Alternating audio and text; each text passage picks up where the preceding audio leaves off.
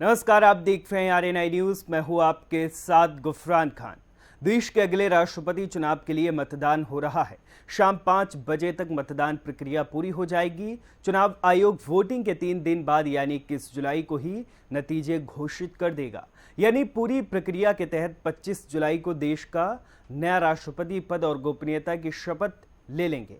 हालांकि लोगों के मन में होने वाले मतदान प्रक्रिया को लेकर कई सारे सवाल हैं। चलिए उन्हीं का जवाब देते हैं। तो चलिए मेरे साथ देखिए पूरा वीडियो।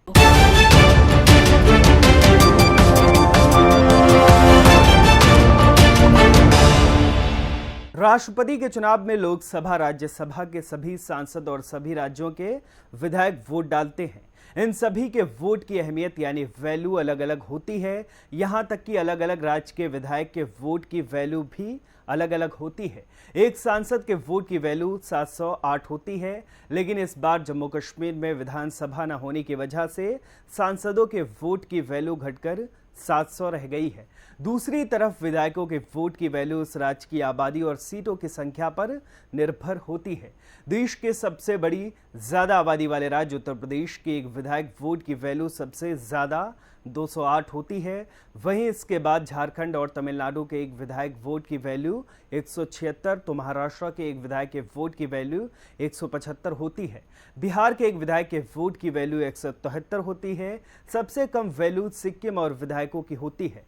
यहाँ के एक विधायक की वोट की वैल्यू 7 होती है। इसके बाद नंबर अरुणाचल और मिजोरम के विधायकों का आता है। यहाँ के एक विधायक के वोट की वैल्यू 8 होती है।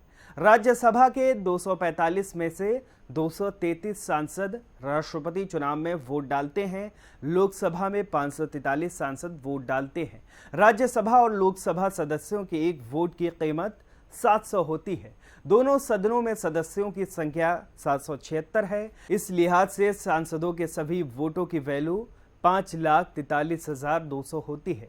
अब अगर विधानसभा सदस्यों और सांसदों के वोटों की कुल वैल्यू देखें तो ये 10,86,431 हो जाती है। मतलब राष्ट्रपति चुनाव में इतने वैल्यू वाले वोट पड़ेंगे।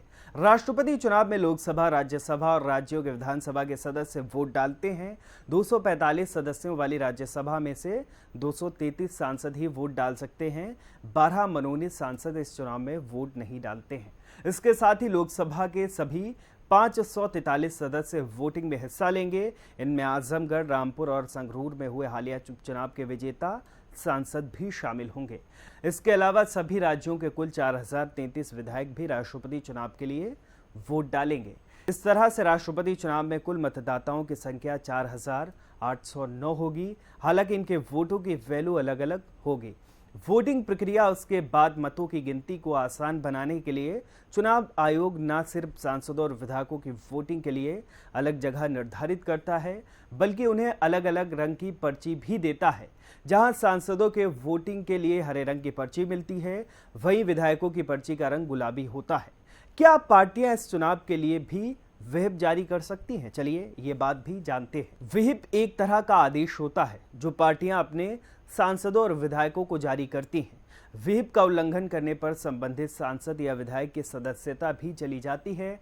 हालांकि राष्ट्रपति चुनाव में पार्टियां व्हिप जारी नहीं कर सकती हैं। दरअसल राष्ट्रपति चुनाव में वोटिंग गुप्त रखी जाती है, यानी विधायक और सांसद पार्टी को अपनी पसंद बताने के लिए बाध्य नहीं होते हैं। फिलहाल आरएनआई के इस वीडियो में आज के लिए बस इतना ही। ऐसे ही तमाम खबरों के लिए बने रहिए आरएनआई न्यूज के साथ।